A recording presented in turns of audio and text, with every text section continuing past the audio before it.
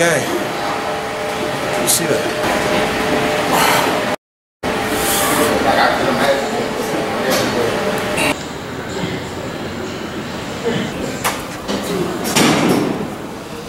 I put on everything I love. My personal trainer hates me, man. Had me out here sweating bullets.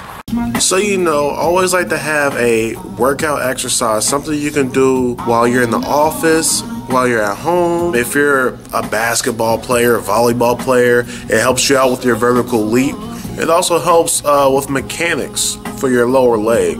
So it can help with balance and can prevent you from rolling or slipping, things with your balance. That helps with that. Also, it helps propelling you forwards. And also, when you think about your legs are very important because you need your legs to support everything else. So if you got all this upper body or you got everything popping but your legs ain't, your legs gonna be wobbly. Your legs ain't gonna be able to sustain everything that's up top, and then you'll start having problems. What you want to do is you want to have your legs close together. What you want to do is put your legs together and raise up. When you go back down, don't let the ball of your feet hit the ground. Do them until your calf starts to feel tight. When it starts to feel tight, that's when you know you need to stop. You need to cut. Because it's going to be the biggest differentiator of someone who is getting the full amount of the workout or getting a partial amount. Someone who is doing the exercise the way it was intended to be done, or someone who's risking injury by doing the workout the wrong way. So I'm gonna do a couple different basic things and show you the difference between good form and bad form. So what I'm gonna do is I'm gonna hit some push-ups. I'm gonna show you good people doing bench reps like this.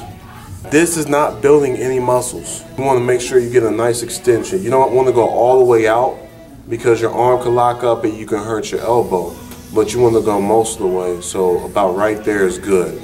So good. I have full extension. So it's Workout Wednesday, so you know what that means. It means I'm gonna hit you with the quote of the day, and with this one it comes from Ronald Reagan, and it says, "We can't help it. We don't have the resources to do things like that on our own, right? But what you can do is you can help out one person. That person can help out one person.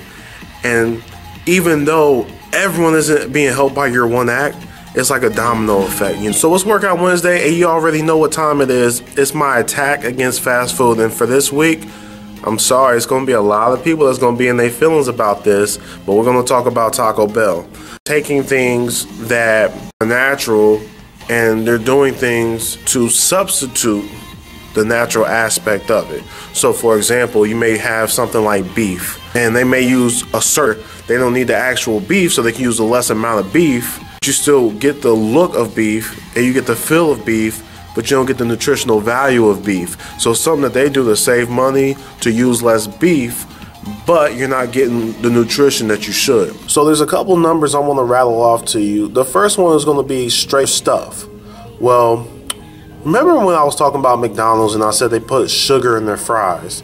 And part of that is to help keep you addicted, to stimulate a pleasure principle in your mind. Even if you're full, your pleasure principle is going to override your leptin that tells you that you're full. It's going to override that, and you still want something that's sweet. And even though you might not consciously be aware of it, your body knows that it has that, so it's going to crave more. As far as that 88% beef, not all of that is all natural beef. Some sources even estimate that Taco Bell uses just 36% beef, and the rest that equals up to 88% would be processed material. Things that look like beef, they're genetically modified. They can be harmful and non-nutritious. So definitely want to watch out.